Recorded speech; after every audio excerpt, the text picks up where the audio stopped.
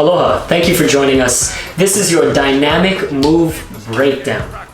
During this video and this section of your online class, we're going to be examining a foundational power move and a foundational freeze. Today we're going to be looking at how to properly headstand and do a basic headstand freeze, which is the figure 4 headstand freeze. So right now we have Bix here to help us demonstrate what this freeze is going to look like. Go ahead.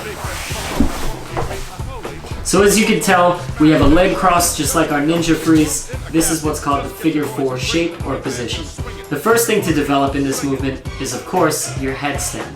Your headstand is a valuable tool, shape, and movement that you're going to need to learn a number of moves, even ones that don't involve you actually being on top of your head.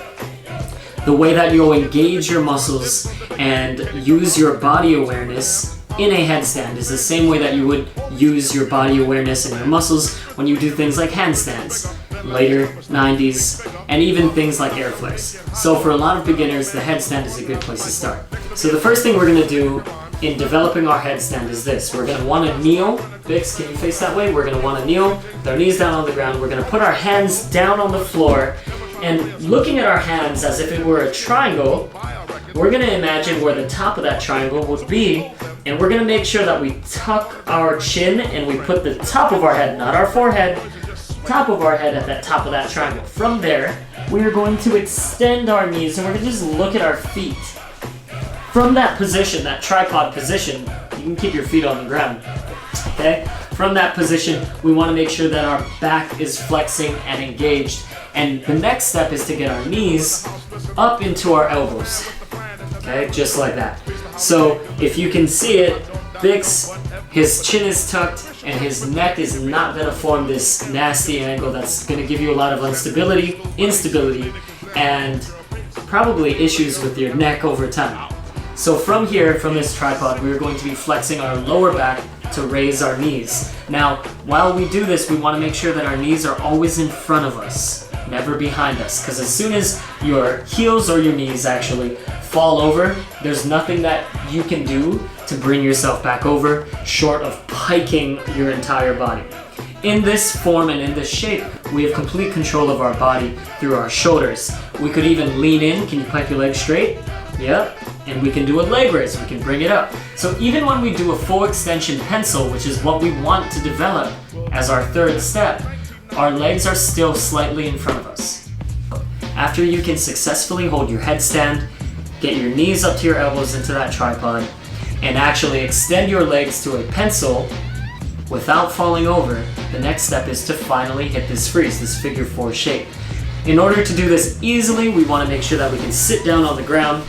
We're going to cross our legs in front of our body, and like a ninja freeze, we're actually going to be twisting our hips out. Okay? This is the same position that we want to mimic when we're upside down. A lot of the time when you go upside down, you're going to forget which way your legs are facing, whether it's your left or your right. So sitting on your butt, doing this movement is a good place to start if you're beginning. I'll demonstrate from the side first, moving through the different shapes that we just discussed.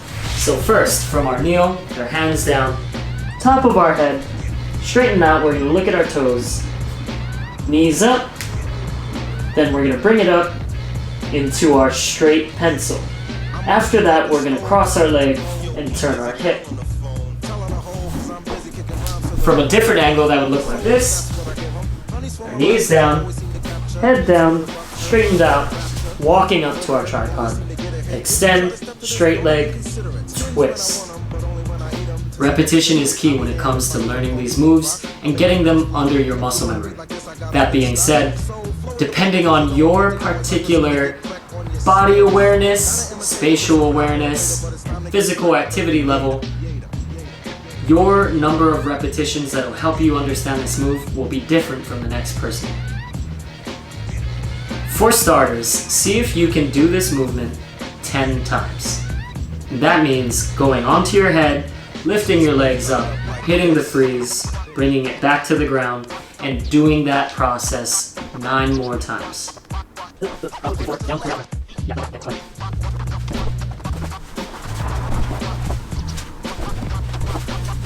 Another important facet of making yourself fluent in this language that we call breaking is to be able to use these freezes and these movements out of a freestyle.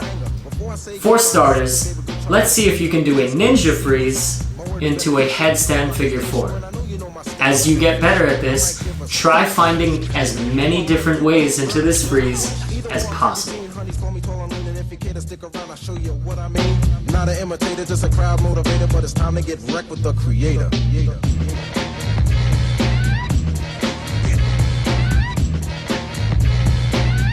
It's time to get wrecked with the creator. As I've mentioned before, you can have all the advice, tips, hints, and shortcuts in the world, but at the end of the day, you need to put in the work yourself, especially when it comes to freezes and power moves. Your body needs to develop, it needs to grow into these things. So repetition, of course, is going to be your friend here. And in the process and in the course of doing all this work, I can promise you that you'll develop a keen sense of discipline and a definite tolerance to pain and the work that's involved with getting these moves under your belt.